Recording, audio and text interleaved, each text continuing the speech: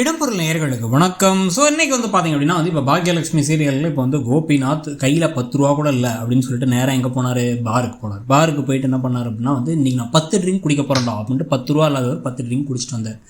பப்ளில் போய் குடிக்கும்போது உங்களுக்கு நல்லா தெளிவாகவே தெரியும். இந்த மாதிரி அவர் அவ்வளோ குடிச்சதுக்கெலாம் சேர்த்து பார்த்திங்கன்னா மினிமம் அவர் குடித்ததுக்கு மட்டும் 3000 ரூபா இருக்கும்.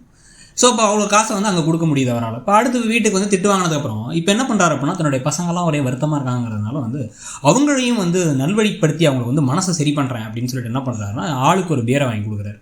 இப்போ காசே இல்லாதவர் என்ன பண்ணுறாருன்னா தன் பசங்களை கொண்டு போய் மொட்டை மாட்டில் உட்காந்துட்டு அவங்களுக்கு ஊற்றி கொடுத்து நீங்களும் குடிங்க, குடிச்சு நம்ம எல்லாம் டேடி இருக்கண்டா நான் பார்த்துக்கிறேன்டா உங்களை எல்லா பிரச்சனையும் நம்ம சரி பண்ணிடலாம்டா கவலையே படாதீங்களா அப்படின்னு சொல்ல ஒரு மாதிரி எழில் கேப் விட்டு குடிக்கிறனால அவருக்கு இப்போவே கொஞ்சம் ஒரு மாதிரி குப்புன்னு ஏறுற மாதிரி இருக்க.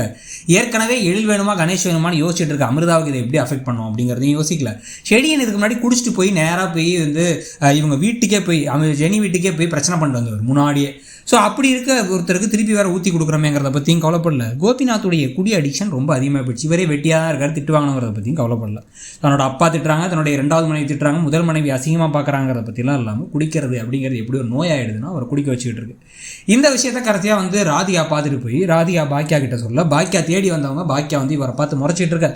நான் எதுவும் பண்ணலன்னு ஒரு முழிக்கிறாரு. கண்ட மேனிக்கு திட்டி முதல்ல வீட்டை விட்டு வெளில போயா, என் வீட்டை விட்டு வெளில போயா, நீ கெட்டது மட்டும் இல்லாமல் என் பிள்ளைங்களையும் சேர்த்து கெடுக்க பார்க்குறியா, ஒன்றை விட்டதே பெருசுன்னு பாக்கியா கோவப்பட போகிறாங்களா இல்லை இதையும் காமெடியாக தான் ஆக்க போகிறாங்கிறத பொறுத்து இருந்து பார்க்கலாம். உங்களுக்கு என்ன தோணுதுங்கிறத சொல்லுங்கள். இந்த சீரியல் எப்படி தான் போகுதுன்னு நினைக்கிறீங்கிறதையும் சொல்லுங்கள். தேங்க்யூ.